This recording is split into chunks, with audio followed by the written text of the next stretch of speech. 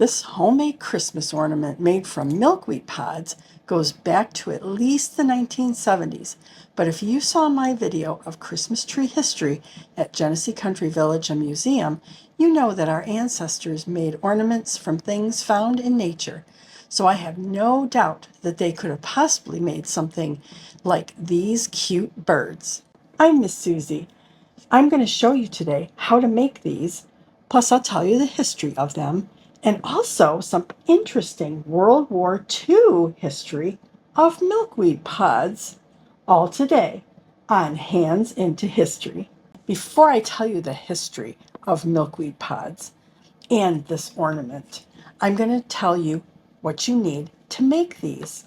You are going to need dried milkweed pods, just like these. And you're also going to need some goldenrod galls, like these. Goldenrod galls come from the goldenrod plant. A little interesting tidbit about goldenrod. A lot of people think they're allergic to goldenrod. And when I was researching it, actually, it's ragweed that looks a lot like goldenrod that people are allergic to. Goldenrod actually has nectar and ragweed doesn't. I didn't know that. So what is a gall? Well, a gall can form on any plant or tree, and it is actually a response of the plant or tree and to a bug or organism that gets inside.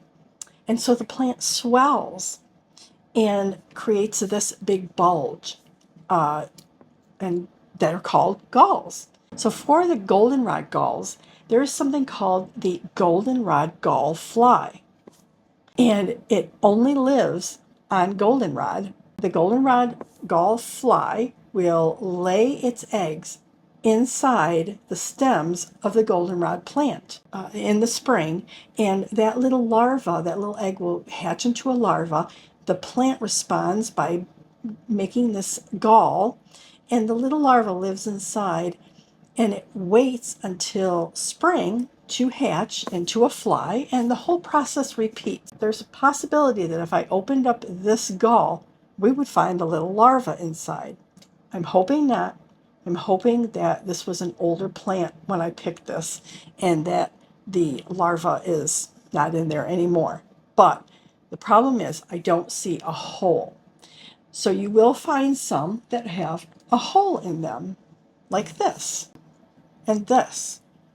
Now, these holes can be in response to the larva coming out, or it's possible that a bird pecked inside of this to get that little larva out because they really enjoy eating those. When you're collecting your goldenrod galls, sometimes you will find ones that are doubled or close together. I usually leave those. I also try to find ones that are decent sized. If you find ones that are a little smaller, then your heads of your birds are going to look small. And so it's nice to get the larger size, like this. And as I mentioned before, the ones that have holes are the ones I try to get because it means the larva is not in there anymore. Why is that important? Well, these larvae are an important part of the ecosystem. There are other, not just birds, but there are wasps and other bugs that will enjoy eating these. And all of those other bugs are, and birds are an important part of the ecosystem. So having these little larvae inside there and leaving them outside is a very good thing. So if you can leave them, if you can find the ones with holes, that is even better. When you're collecting the galls, it can be hard to spot them. You can see in this video that it is hard to see them, but once you find one, you will more than likely find more, and you'll start seeing them right away. It can be difficult, especially when you're looking at a whole bunch of weeds. And a lot of them are right near the road. So it's something that you can do with the kids over Christmas break and or Thanksgiving, whichever comes first. And you can go out and go to the sides of the road and or go for a walk if you live near fields and find some of these goldenrod galls. And also the milkweed pods. And you're going to want ones that have already opened up. You can cut them with scissors to collect them if you'd like. That's the easiest way. Or you can just pull them off like I do.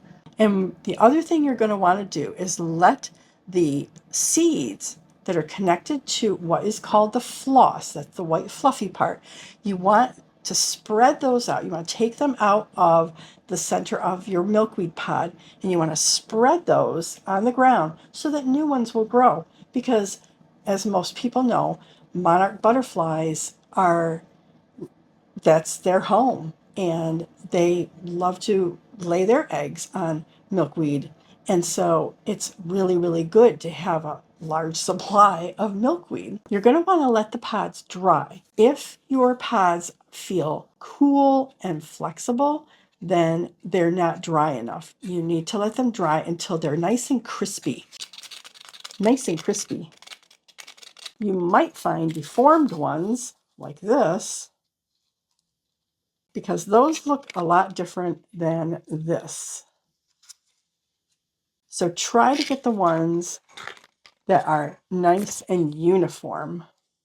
So to make your ornaments, you are going to need some supplies, and I will put that supply list in the description of the video, along with links so that you can get those items if you don't already have them. You can see that the ornament consists of one main pod, and then another pod that's been cut in half, and that's the wings.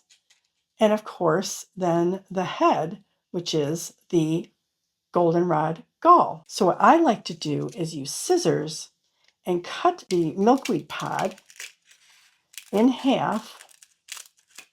And you need to be careful because they are brittle when they're dry. And I like to cut off this part right here.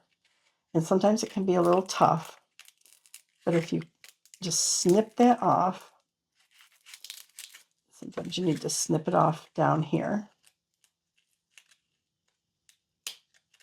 like this.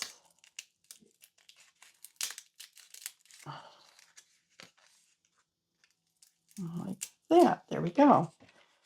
And so you've got that cut in half. And then I'm going to cut off this part. There we go. And this is going to make one bird. And you can see that if I put those on there like that, that is going to make my bird. It's very possible that our ancestors made something like this. How would they have made these? Well, we know that they love to use gold leaf and make things golden shiny. So it's possible that they did that. And so what we want to do first is paint these because then it's easier to put them together. And I'm going to show you, though, on a plain one, how I would put this together if I was living in the 19th century, because we're going to use a glue gun. Because back in the 70s, when I made these as a kid in VBS, Vacation Bible School, we used a glue gun, and glue guns were available back then. You can also use tacky glue.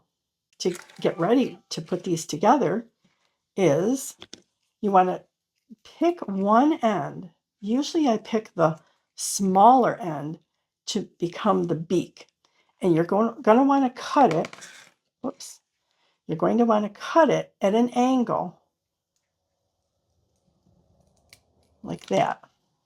And that forms the beak. And then the back part, I like to cut it close so that it forms the back of the head. So you can see how I did that. Okay.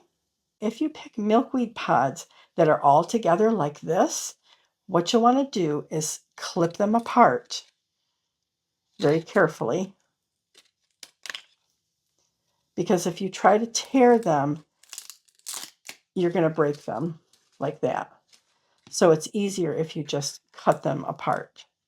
before I show you how to make this the 19th century way, let me show you the inside of a gall that I cut open.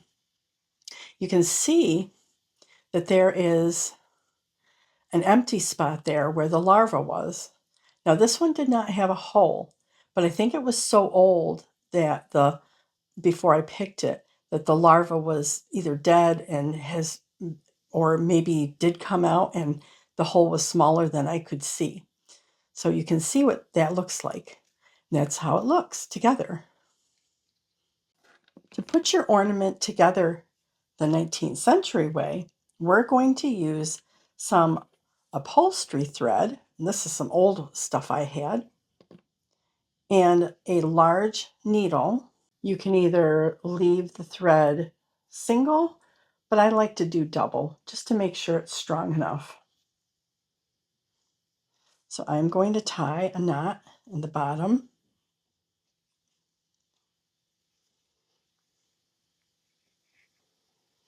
Like that. And then what we're going to do is we're going to place our one wing on however we want it.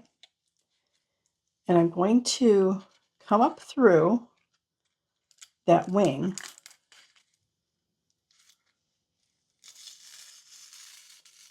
And then I'm going to come back through the top like this.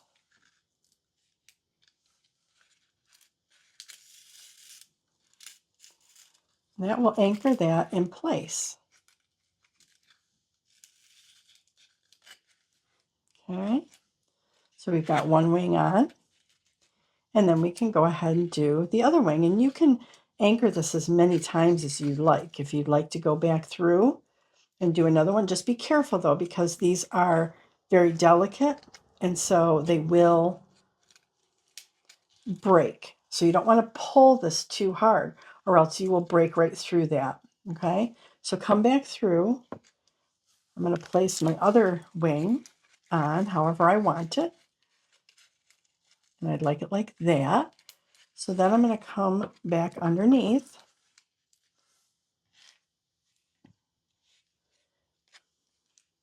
And I'm going to come over to the other side and go down through and catch the other side of the wing. Okay, pull that tight enough so that that wing stays on.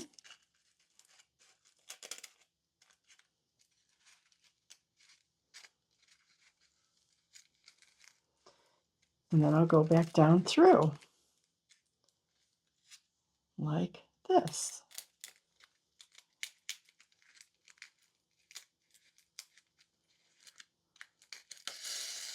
There we go.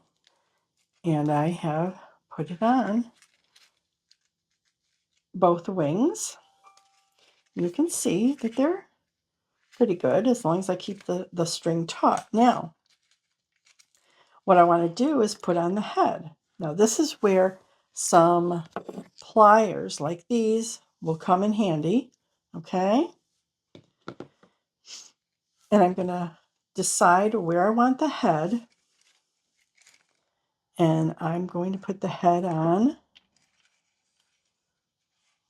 like that. So I'm going to come back up through the middle, right there.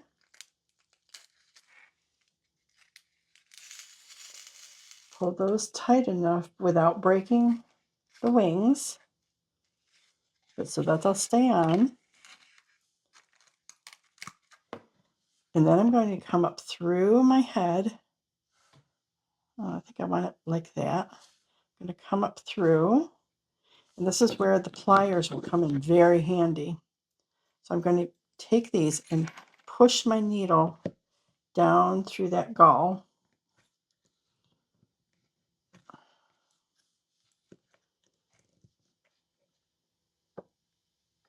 This is a tough gall.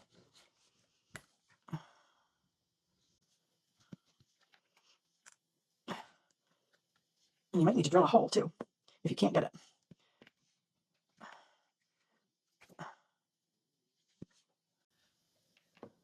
Well, I'm glad this happened so that you can see that not all of them are easy to do.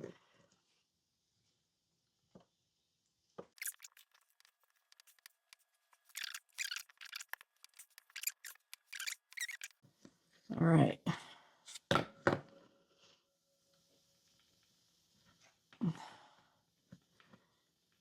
And then I'm pushing through like that. And I'll hopefully be able to pull this through. Oh yeah, there it comes. All right. So now that you've got the head through, now we have to go back down through the other side.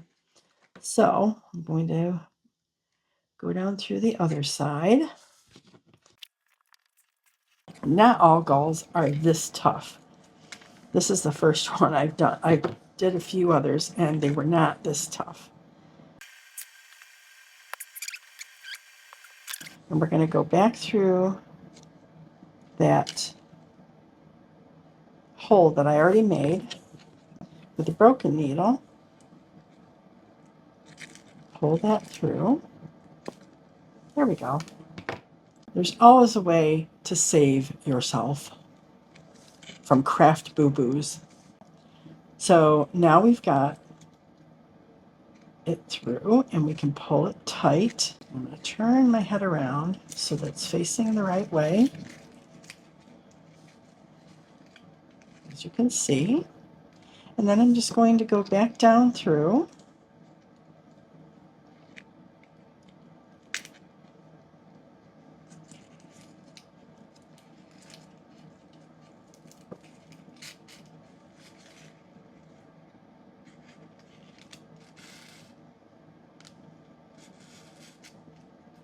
And now my head is on.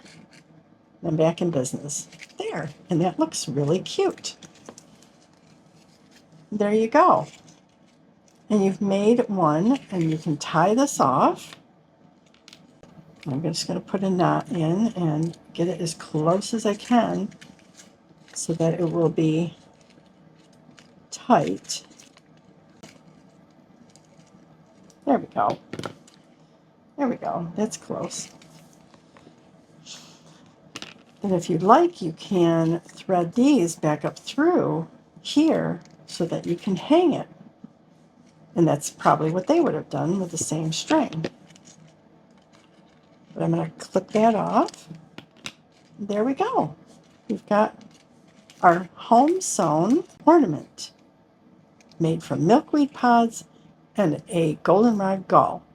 Now let me show you how you can make these the 1970s way. When you have your milkweed pods and your goldenrod gull cut and ready, we're going to paint them before we put them together. And what I have here is the OXO Good Grip Prep and Go divided container. I really love this thing. It is waterproof. There's water in here. Can you hear it? It's so airtight that it's hard to get the lid off. I have water in all three sections, and then I have this section ready so I can clean my brush. I use these brushes because I do some stenciling, and so I can clean my brush initially here. I can clean it on this and get a little bit more clean and then rinse it in here. Another great thing to have is this brush cleaner. It's wonderful for cleaning brushes out. Another tool that I love to use is this Jim Holtz mat.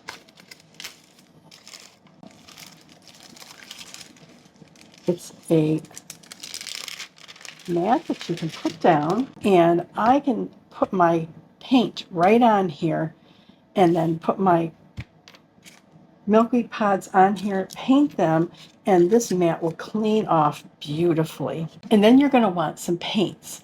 I've got a list of the paints that I've used below. Now I have also made, as you saw, the bluebirds. I painted some blue and I painted some red. There is a really nice set of the Americana paints that has all the colors you would want. And then if you doesn't have the colors you want, you can mix them and get the colors you want. But for the gold, I also have this set, which is the DecoArt Metallics. And here are the colors that they have. And you can see that they've got a lot of different beautiful golds. They've got a rose gold, which is what I painted this one with. Isn't that beautiful? And I've also done champagne gold, glorious gold, and I did the white pearl and shimmering silver on a few of them.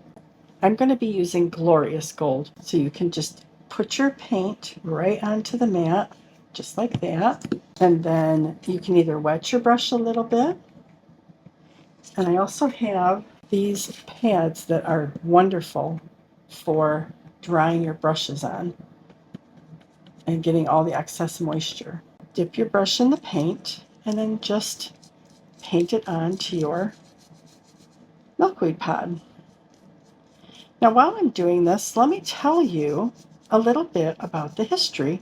So when I was a kid, my mother was a very crafty woman, and she was always in charge of the Vacation Bible School crafts, it seems, because she was a crafty woman.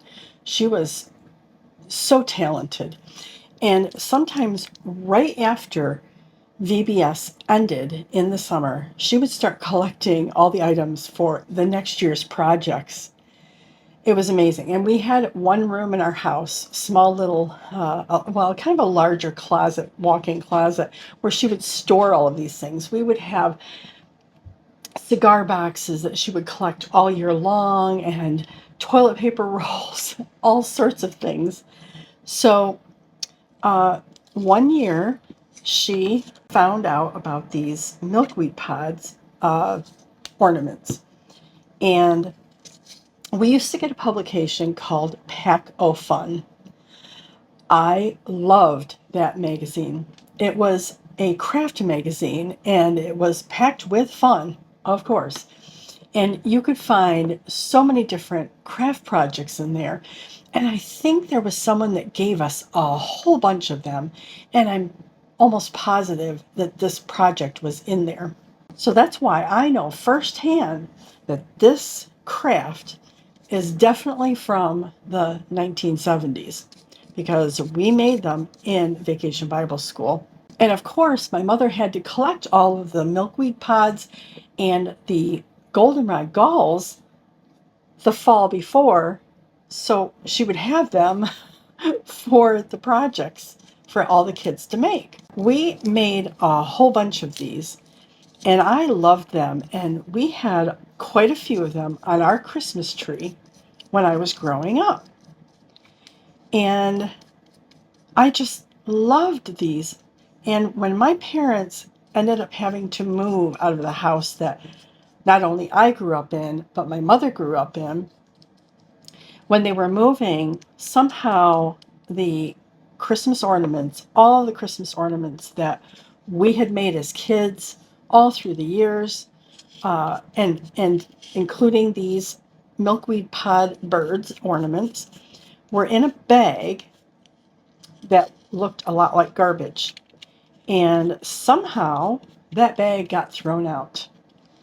And we lost all of those homemade ornaments. It was a very sad thing. Very, very sad. And you can see how I'm painting this and how it can go pretty fast. You want to put enough on so that it's a decent thickness, because then it's not looking shimmery right now. But if you get a thick enough coat on first right away, then when it dries, you will see it be all shimmery. So that's the story of the milkweed pod ornaments when I was a kid, and how I know that they are a vintage craft.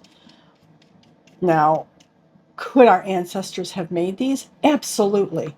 Now, one thing that I found was easy to paint the head is to take a pin and stick it in, and then you can hold on to the pin, or you can use the needle that you used if you want to make these the authentic 19th century way. And don't worry about getting some of the paint on your mat because, like I said, this mat will clean right up so easily. There. And now I'm all painted and I can let those dry. Try to let them dry overnight. That seems to work best. And then you can assemble them. And let me show you how I wash my brush. So I put it in this side first and get most of the paint out. Then I come over here, oops, then I come over, I get some of my brush cleaner on there like this. And then you can brush it on here to get it into those bristles. And this thing has a suction cup, you see? So it sticks right down and it'll stay right there while you're cleaning your brush. And then when you think you've got it clean enough, come over here and rinse. Then blot it. And I'm telling you, this thing right here, I love these things. This thing will get your brush so nice and dry. I can use this again right away. There's no water in, there's hardly any water in there. You can, it's damp, but it's not wet. It's just fantastic. You can see that I have 3 different colors that I'm going to show you how I'm going to put these together with some hot glue. I'll also show you how to use some tacky glue. The tacky glue is really easy. First, I'll show you that. First, you're going to line up your wing however you want it, and then put some glue on the wing, and you'll want to just hold it there. And the only problem with tacky glue is that you're going to have to hold it for a little bit in order for it to stay. So I'm going to do this other wing. Just get some glue on there. Oops-a-daisy. Stick that on. Yeah. And this glue will dry clear too, so you won't have to worry about that glue that comes out. But if you don't want that, just take your finger and pull it down through. You could put it on the underside so it doesn't, you don't see that. But for the head, I'm going to want to put a really decent sized amount of glue. A nice big blob like that. Because you are going to stick this head down on there. Okay, and you can see, I'm going to turn it sideways, you can see that it's sitting in a bed of glue. And then that is going to dry, and you may have to prop it up. You have to put something under it so it won't fall forward. That's the only problem with the glue, with the tacky glue. And then you can set that aside and let that dry again. Probably overnight is good. So let me show you how to do this with hot glue. I think I'm going to do mine like that. Put some hot glue on the underside. I usually put it right, I don't put any back here because that's going to be sticking up. And then put your wing on and be very careful. The glue will squeeze out and you can burn yourself. So please be careful. Okay? And there's one wing. And then I'm going to put the other wing on and see where I want it.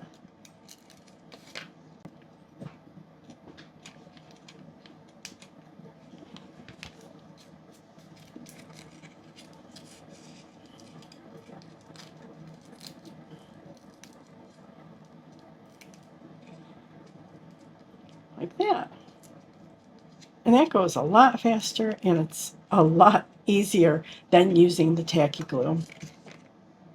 And for the head, this is why the hot glue is so much easier, because you can put the head on at an angle, you can put it on looking up, you can put it on looking straight down. It's totally up to you.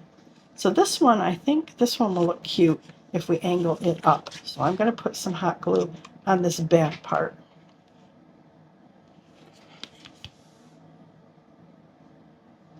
Just like that. Just hold it there for a minute and it should dry in place. And there we go. We've got our first little bird ornament all ready to go to get some glitter. Before we put some glitter on these, let me tell you a little bit about the history of World War II and milkweed pods. It's Pie Story Time! So before the war, life preservers were made from a fiber from the tree of the kapok tree. And those fibers were a lot like milkweed floss, which is this fluffy white part. Kapok tree is an indigenous tree in the East Indies, which is now Indonesia. But when the war happened, Japan occupied that area. And so the supply of kapok was cut off from the United States. And there was no way to make life preservers.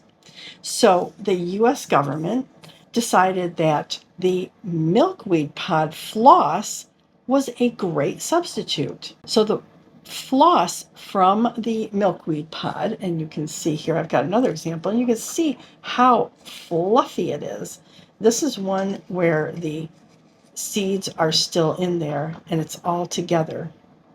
And of course, this would have been closed up and that would have been contained inside. And you can see how they grow together. And then, of course, you get this beautiful white fluffy stuff. It's very water resistant and it has a natural buoyancy, so it naturally floats. So the government decided to use milkweed floss to fill the life preservers. It takes two 20-pound bags of milkweed pods to fill one life preserver.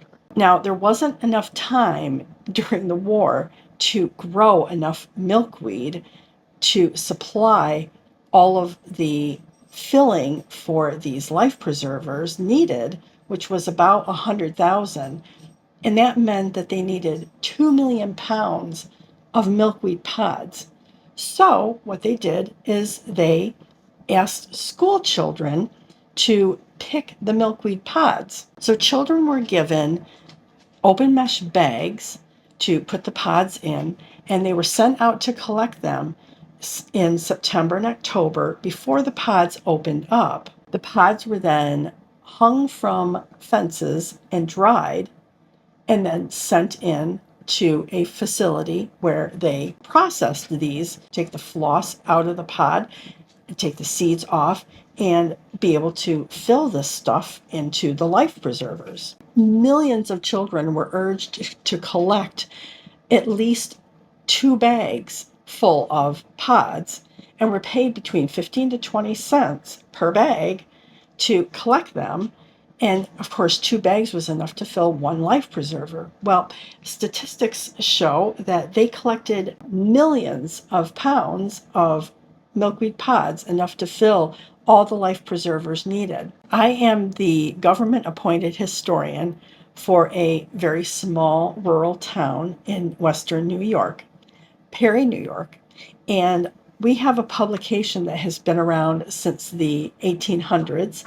And I even searched in there. In 1944, there were actually some ads in our small little rural paper encouraging children to go out and collect milkweed pods. So every small community was urged to collect milkweed pods. And that is why it was such a successful campaign. And these life preservers, and of course this floss, which is getting all over me, saved many, many lives. In fact, it could have been one of your relatives, your grandfather, your father, if you're old enough watching this. My father was in World War II, and it's possible that all of that floss that those children collected saved your ancestor's life. Pretty cool. Now comes the fun part of putting some glitter on your bird ornaments. So I've got my 2 ornaments I did with hot glue here, and I have quite an assortment of glitter that I've had for a long time, but I'll put a link to some glitters that I think you'll enjoy below. I like to put the glitter on just the wings because I think it makes them stand out, as you see here. I think it just makes it gives definition to the bird, because if you try to put glitter on the whole thing, this is what it looks like. And you can't really tell where the wings are. I made this one with all glitter so you could see what it looks like and how I really love putting glitter just on the wings. And also, this is one that I did not even paint. So this head has not been painted. If you wanted to put gold glitter or one color glitter on just the wings and then another color of glitter on the body, you could do that. And you wouldn't even have to paint it, because why bother painting it if you're going to cover it with glitter anyways? Now, some of the glitter is more transparent, like this one, so you can see the blue through it, because this is a clear glitter. And so I made sure that I painted all the wings before putting this glitter on, because I knew I wanted that blue to show through. And I'm just going to put tacky glue. You could use a small paintbrush if you wanted to paint the glue on and not use your finger. But what I do is I put a generous amount on each wing, spread it around. And like I said, you could use a brush for this. And then take your glitter, and you can just generously pour your glitter over the wings. And I use a scrap piece of paper to collect the glitter. Tap it off. And there you go. Now, if you're using transparent glitter, such as this, the ones I did with this, or the red one, or the rose gold, even. If you're using that, you're going to see the glue.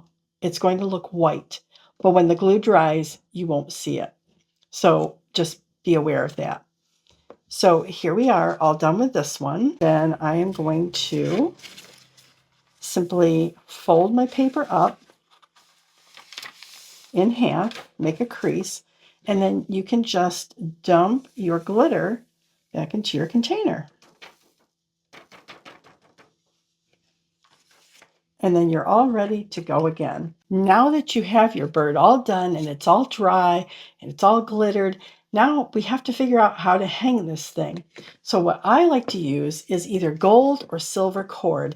And I happen to have this silver cord on hand. So I'm going to use this. So what we're going to do is we're going to take a nice length, because I want my birds to hang down pretty good from the tree.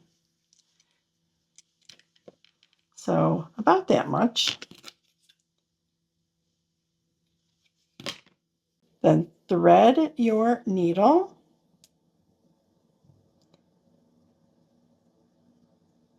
with the cord. And you're going to want to go just behind the head, but down the center.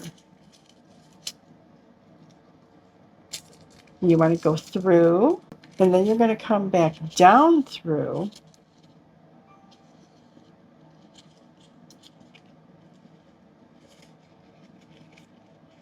Oops, daisy. The same hole.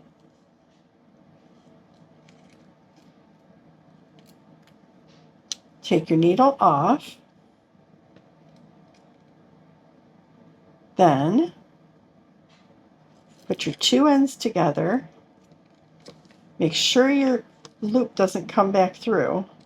And you're going to tie a nice big knot. And you can tie it once And I would do another one so that you have a nice big knot so it won't slip back through that hole.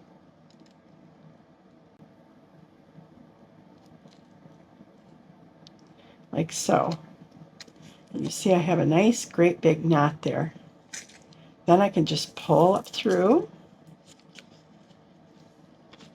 trim off the extra.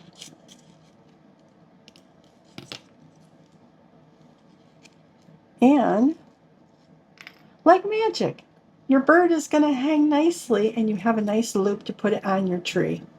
Isn't that beautiful? And you can see how I made so many different colors. And you can match these to your Christmas theme. You can do all the Christmas red and green. You can do bluebirds and cardinals, white birds, and rose gold. I even found some glitter that is teal colored that would make a beautiful Victorian theme with the rose gold and the teal. And you could do some of the teal onto a white bird and have those beautiful Victorian colors. I hope you try making these bird ornaments. And if you want to know more about 19th century Christmas trees and ornaments, click on the video here. And until next time, I'll see you soon.